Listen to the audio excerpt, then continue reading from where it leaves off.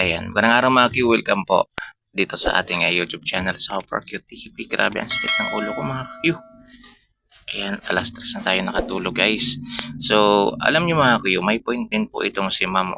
Ayan, sabi po niya, pansin ko lang naapektuhan din siguro si Sir George sa mga comment kasi kisyo kinuha siyang PA ni Ilyas GTV kasi kamag-anak siya ng manager, pero sa totoo lang mismo ang mga fans ang nagpabagsak kay Ilyas kasi imbis na magpayo ng ikabubuti, both side nang gagatong pa, pinapaaway. Diyos ko, ako sobrang idol ko si Ilyas pero di ako nakikisawsaw sa issue nila. Pray lang ako na maayos lahat ng gusto nila. Spread love lang tayo. Ayan, o diba guys? Kahit pa paano may point din po siya. Ayan, kung totoo mang alis si Sir George, siguro dahil naipit na rin siya sa sitwasyon, mga ka-Q. Ayan, kesyo nga kinuha siyang PA, dahil nga mag-anak siya ng manager. Pero siguro hindi naman talaga yun yung yung totoong nangyari. Di pa natin alam guys. Ito lang, dito na ako magko-comment guys sa sinabi ni Ma'am na mismong mga tagahanga rin ni TV yung nagpapabagsak sa kanya. Totoo naman guys. Yan, ako agree ako dyan mga Q. Bakit? Kasi marami po akong nakikita ngayon sa Facebook na dati sobrang nilang idol si Ila TV mga Q. Grabe makapag-post. Ayan, grabe, sobrang idol daw nila. Ayan, ginagawan pa nila ng mga quotation, video, reaction, mga ganyan guys. Pero ngayon, nung nagka-issue ng mga ganito na hindi pa naman napapatunayan guys, grabe, iniwan na nila si Ilyas GTV mga Q at kung ano-ano na yung sinasabi. Meron pang isa guys, nakita akong nagpagawa siya daw ng t-shirt. Dati kasi sobra siyang fan ni Ilyas GTV pero ngayon ayaw niya na raw makita si Ilyas GTV mga Q. Nag-unfollow na daw. Nag-unfollow daw siya. Tapos meron din mga dating tagahanga ni Ilyas GTV mga Q na ngayon panay-share ng mga issue guys. Grabe, naimbis sila pa sana yung sila pa sana yung wag mag-share ng mga ganyan kasi tagahanga sila eh. 'Di ba? Tagahanga sila. So issue 'yan, guys. So pwedeng wag niyo na lang siguro i-share kung totoong tagahanga kayo ni Ila TV. Wag niyo na lang i-spread. Wag niyo na lang i-share ganyan.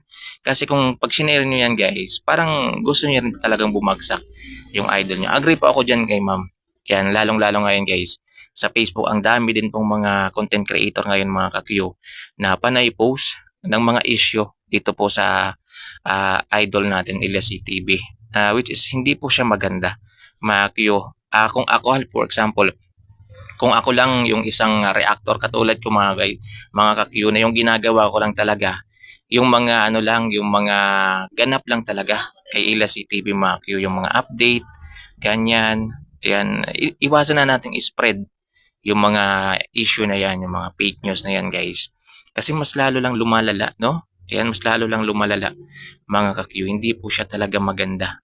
Iwan ko ba dito sa mga content creator din na to na mga ka-Q na iba na to nga. Ilyas TV fanatic daw mga ka-Q pero panay share ng mga fake news, ng mga issue. Yan, babantayan lang nila mga Q kung ano yung mga issue lalabas. Sabay isi-share nila sa kanilang mga Facebook mga Q. Alam nyo na nga ang issue eh. Hindi nyo naman yan napapatunayan. Tapos sinishare ninyo. Ang masaklap, ayan, idol nyo pa si Ilyas TV niyan ha.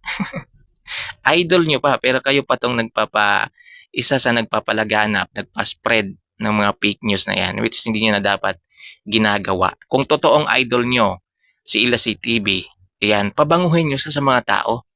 Ayan, i-spread ninyo yung mga magandang ginawa, yung mga magandang topic, yung mga magandang update kay Ilyas TV. Yun dapat yung i-spread ninyo, hindi yung mga fake news na yan, hindi yung mga issue na yan na wala namang katuturan, wala namang napapatunayan hanggang ngayon mga ka-Q. So dito lang din ako sa mga, hindi lang po mga fans hindi lang po fans, kundi mga content creator din po. Ngayon kasi guys, marami na rin mga tagahanga na hindi naman dati content creator mga ka-Q, pero ngayon mga Q ay nag-spread ng mga ganyang ewan ko ba guys, hindi ko maintindihan no. Malaki siguro kita dyan mga Q sa mga ganyan pag-share. Ayan, yung mga issue mga Q, screenshot sabay i-post. Siyempre mga Q, pag-uusapan yan. Yan nga, pag-post mo, marami makakikita kung ano-ano na naman yung maiisipan ng tao, ganyan, ganito, ganyan na naman, etc. etc. So sana po, ito lang sa mga ano, kung gusto niyo talagang 'wag bumagsak yung idol natin, ay 'wag niyo nang i-spread yung mga balita na yan, hindi naman totoo, 'di ba? Yung mga fake news, 'yan. Sana po dito sa mga humanga dati kay Ila TV guys, kung bumaliktad man kayo, it's better shut up na lang. And 'wag na kayong magsalita kasi minsan niyo na rin naging idolo si Ilyas. Minsan niyo na rin hinangaan si Ila TV. Yan, minsan na rin kayong napasaya, na-inspire ni Ila TV. Kaya kung sana, kung ano man yung mga issue nila ngayon, wag na kayong makisawsaw. Wag na kayong gumatong, di ba? Kung meron man kang gustong sabihin at alam niyo naman sa sarili niyo yung ikasasama ng idol natin na minsan niyo na rin hinangaan, better shut up na lang. Tahimik na lang guys. Wag na kayong magsalita.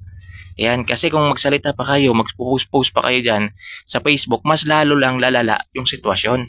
Yan, hindi matatapos tong issue na to guys kung palagi kayong nandyan, nakagatong, yan, sumasawsaw, yan, bawat labas na lang ng issue, screenshot nyo, sabay ipopost nyo, di ba? Which is pangit naman.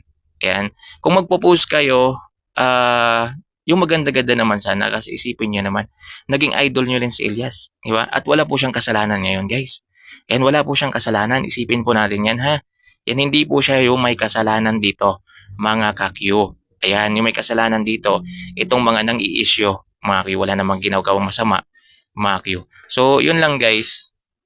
Maraming salamat sa inyong panonood. Wala pong concert ngayon, no? Wala pong concert ngayon ang Ilyas JTV Band, mga Q. Restay pa nila ngayon, mga Q. So, yun lang guys. Yan, ang dami ko rin kasi nakikita sa Facebook. Yan, scroll lang ako ng scroll, mga Q.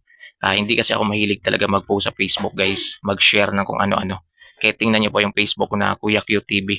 So, ayan. Tapos ngayon mga Q, sasabihin nyo dyan sa comment section, puro ka naman Ilyas eh. Yan, pinagtatakpan mo lang si Ilyas. One-sided ka lang naman, kay Ilyas ka lang naman talaga pumapanig. Abay, totoo naman guys. Totoo naman talaga. Na kay Ilyas lang po talaga ako pumapanig. Ayan, kung ayaw nyo dong maniwala, mga Q, hindi nyo yan matanggap, pwede naman kayong mag-unfollow. Dito po, pwede nyo namang i-unsubscribe yung aking YouTube channel. Wala guys eh. Kasi ako talaga, Maka-Ilyas GTV talaga ako. Kahit may issue po siya ngayon, wala po akong pakialam dyan. Basta ako Maka-Ilyas po talaga ako. Yan, hanggat maaari mga Q, pagtatanggol ko po talaga siya. Yan, pasensyahan na po tayo guys ha. Yan, kung ayaw nyo po matanggap yan, hindi nyo po kayang tanggapin yan na Maka-Ilyas po talaga ako. Mga Q, pwede naman kayo mag-unsubscribe. Yan, subscribe po ninyo itong ating YouTube channel. Wala namang pilitan dito guys. Yan, kasi ako mga kakyu, ginawa ko to. Klaro po talaga yung goal ko, si isip ko, kaya ko to ginawa, itong mga reaction na to about kay Ila TV mga kakyu. Dahil gusto ko talaga i-spread yung mga magagandang nangyayari sa kanya guys. Yung mga update sa idol natin. Yung pagtahak niya sa kanyang karir mga kakyu. Ayan, dito sa mga issue na ito mga kakyu, na nakikita naman natin guys, siguro hindi naman tayo bulag. Hindi naman tayo bingi na wala namang issue talaga si Ila TV personal, di ba? Hindi naman siya yung nag-umpisa ng mga ganitong gulo, mga Q. Ayan, kung nakasubaybay talaga kayo, hindi naman siya yung nag-umpisa, guys. Ayan, nadamay at naipit lang po talaga siya sa sitwasyon, mga Q. Pero hindi po siya yung nagsimula nito, mga ka-Q. So, yun lang, guys. Ayan, maraming salamat sa inyong panonood.